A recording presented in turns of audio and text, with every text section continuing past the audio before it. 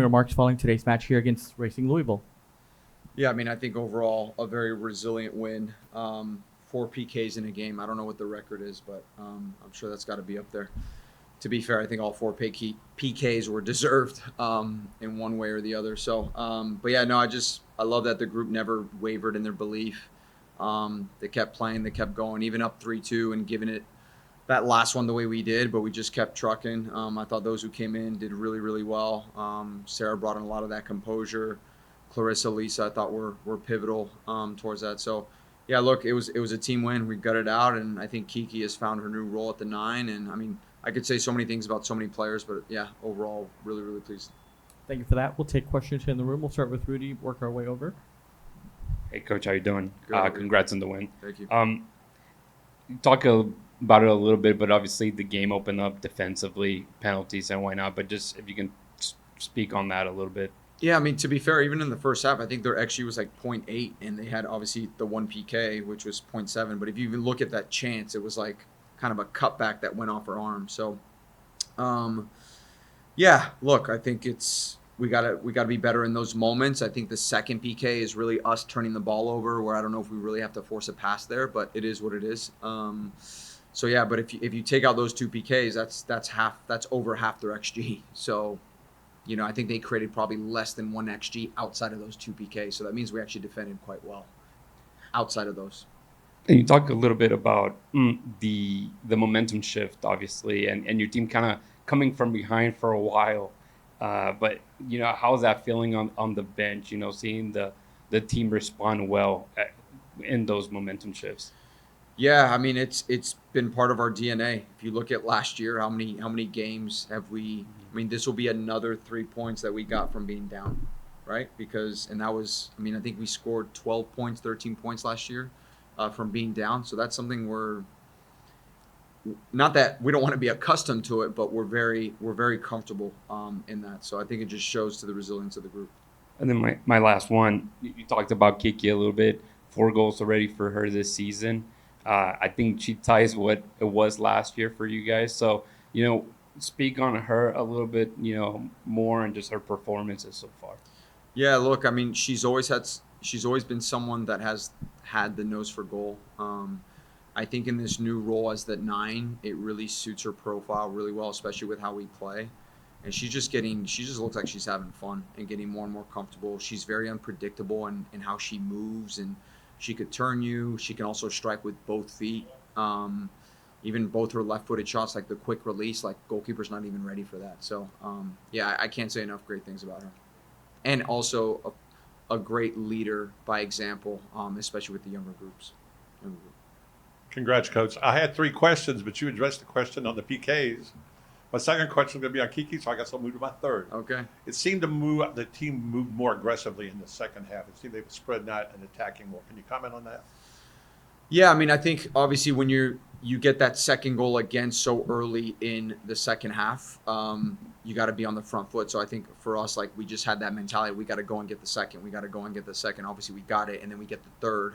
And then obviously that moment happens. But yeah, I mean, I think part of it was also being down and then having to, you know, kind of put that front foot forward. But yeah, I mean, you're seeing a team that can score in a lot of different ways, that can attack quite well in different ways. So yeah, overall decent performance.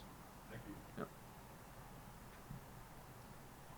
Hi, Coach. Max Pito, Apollo Media. Pleasure to meet you, and congratulations. Thank you. You're probably not aware of this. Maybe you've been already told by your staff, but Kiki's 4 goals to start the season are the fastest to 4 goals to start a season in franchise history. What does that mean for someone like you who's been in this position, maybe not as long, but has learned so much about the franchise history? And what do you feel like this means maybe for the path of where this team could possibly go going forward? Yeah, so we have this, we talk about making history.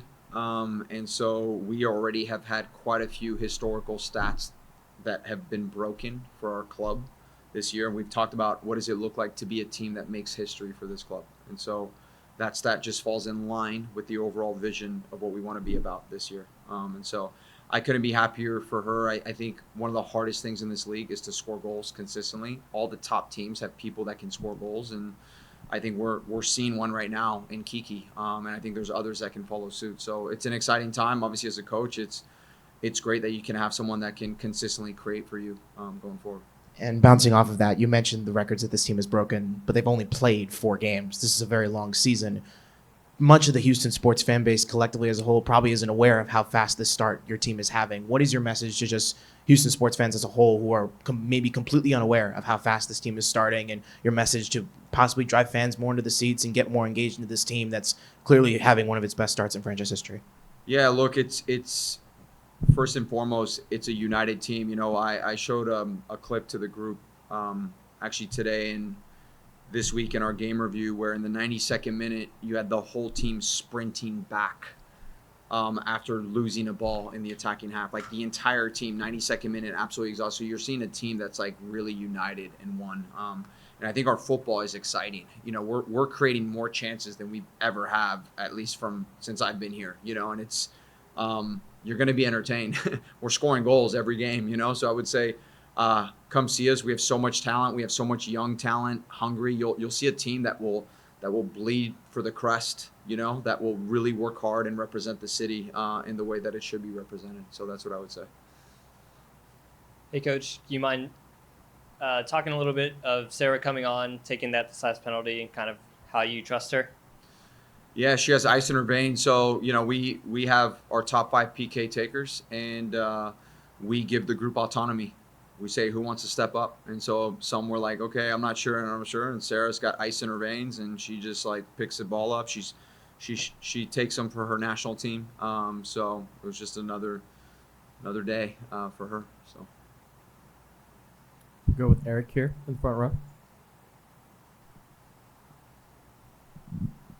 Fabrice, congratulations again. As you've been talking, we've been making history again and again. But for you as a coach, you have to feel real good teaching your team, and your team can go out and react and act on the field themselves and not have to rely on you to compose them. Everything that happened tonight, you saw the team gather together and take care of it themselves. Can you talk on that, how good it feels for you to you can rely on your team and not have to be so involved?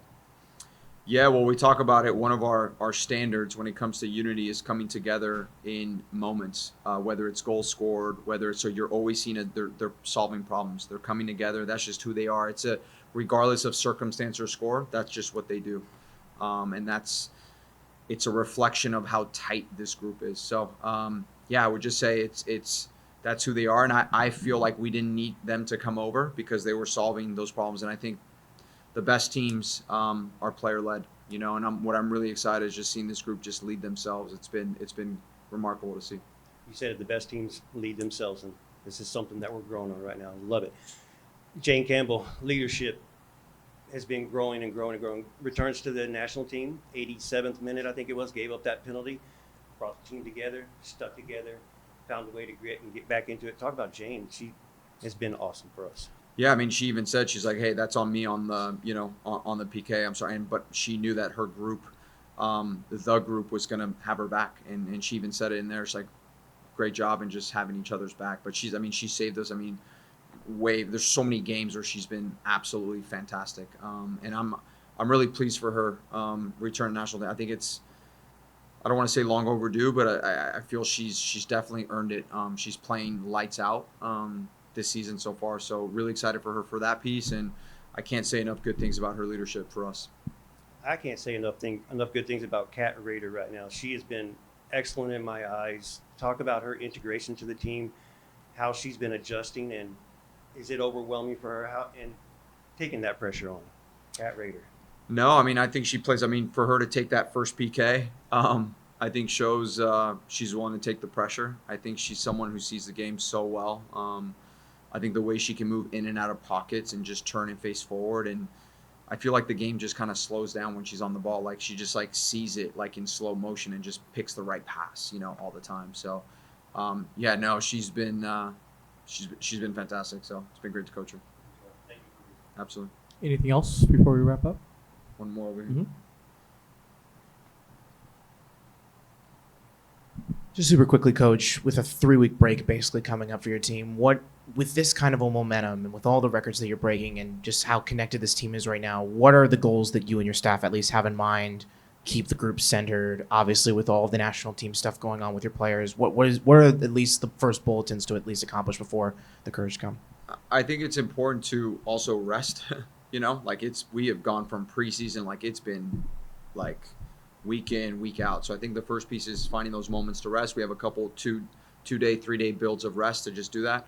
And then I think it's a lot of, I think we'll have 9 to 12, 13 players like with us. So I think a lot of it will be a lot of position specific work. So really getting a lot of work that maybe you don't get so much in the team setting. So they really feel like they're getting better. So we'll slightly change pace a little bit, but it'll be, I think, very beneficial for the group. So.